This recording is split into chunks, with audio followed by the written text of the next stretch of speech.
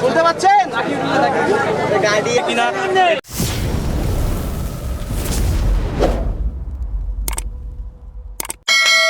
আসলে এই মুহূর্তে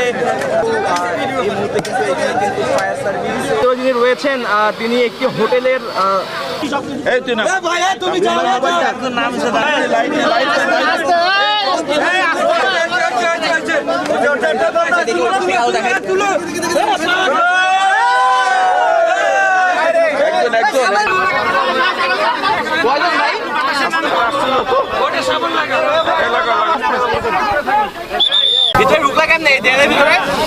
ভাই আমি একটা মেয়ের সঙ্গে মনে আর কি রিলেশন করি, তো তার সঙ্গে দেখা করতে গেছিলাম।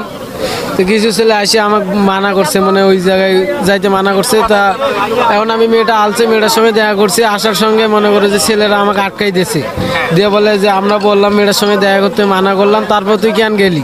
তা আমি কইছি সেই মেয়ে আমাকে ডাকছে, আমি আলছি, সমস্যা নেই।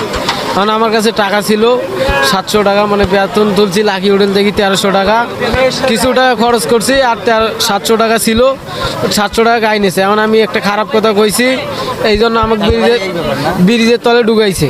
এখন ব্রিজের তলে ঢুকে মানে একটা ছুরি বের করছে। আমি ওই প্রথম পাক দিয়ে ওই পাক দিয়ে ঢুকে ও পাকের লাইন দিয়ে ঢুকছিলাম, তারপরে ও পাকে আন্দাজ মানে একবারে আন্দাজ দিকে, পরে এদিক দিয়ে উজেল দিকে এদিক দিয়ে আলছি, এটুকুই আর কিছু না।